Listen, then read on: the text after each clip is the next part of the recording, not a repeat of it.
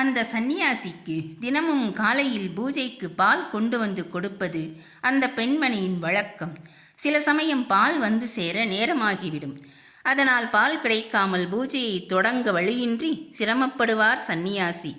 ஏனம்மா, தினமும் நீயேதான் பால் கொண்டு வந்து கொடுக்கிறாய். சில நாட்கள் நேரத்துக்கு வந்துவிட முடிகிறது, சில நாட்கள் தாமதமாகி விடுகிறது. இது ஏன் என்று ஒரு நாள் சந்நியாசி அவளிடம் கோபமாகவே கேட்டார். ஐயா, என்னுடைய கிராமம் ஆற்றின் மறுகரையில் இருக்கிறது. அதனால் நான் ஆற்றை கடக்க ஓடத்தில் ஏறி வர வேண்டும்.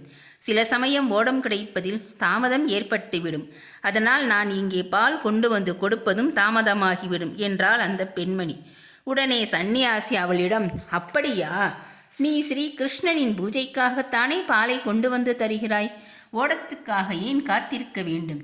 கிருஷ்ணா கிருஷ்ணா என்று சொல்லிக் கொண்டு வந்தால் ஆற்றின் நீரின் மீதே நடந்து வந்து விடலாமே, ஓடமே தேவையில்லையே என்றார். அந்த பெண்மணி, அப்படியா சாமி, இனி எனக்கு கவலை இல்லை.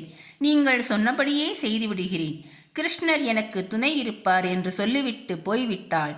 தொடர்ந்து பூஜைக்கு பால் வந்து கொண்டிருந்தது. ஒரு நாள் கூட தாமதமாகவில்லை. ஒரு வாரம் கழிந்து விட்டது. சந்நியாசிக்கு ஒரே ஆச்சரியம். அம்மணி, இப்போதெல்லாம் ஒரு நாள் கூட பால் வந்து சேருவதில் தாமதம் ஏற்படுவதில்லையே, சரியாக ஓடம் கிடைத்து விடுகிறதா என்று அவளிடம் கேட்டார்.